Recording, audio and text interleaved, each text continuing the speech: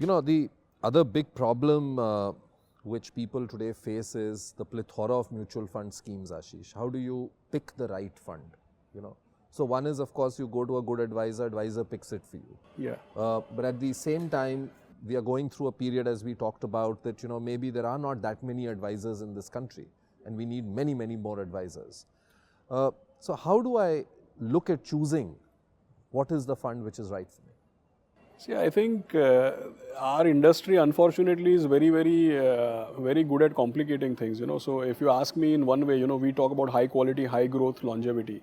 QGLPs are investing philosophy.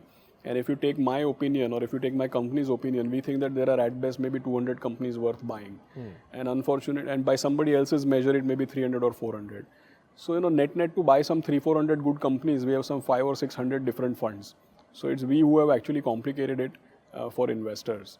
So long story short, I think that the first is that you need to whittle down the universe and make it more sharper. So let's assume that for a moment we are making this conversation where let's say a novice, somebody who doesn't have much experience of investing is listening to us. Then I would say that first you remove all the paraphernalia about sector funds and global funds, and just remove all of that.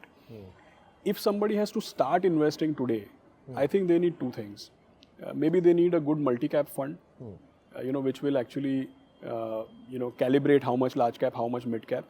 So if you have to just pick one fund or one category, I would just pick multi-cap fund, and within that I would diversify amongst two AMCs if I'm a beginner. Then once I get more experience, then I might start saying, okay, let me find if there is any good mid-cap fund, because eventually a long period people will make more money in mid-caps. Maybe, to save tax, I need to look at a ELSS, a tax plan. So I think a normal investor basically needs one or two multi-cap funds and one or two mid-cap funds. That's where it should end. If you want to save tax, maybe you need a ELSS. So that's about the equity space. About debt space, I think, again, maybe a short-term bond fund and maybe a liquid fund. I think that should do it for most people. Mutual fund investments are subject to market risks. Read all scheme-related documents carefully.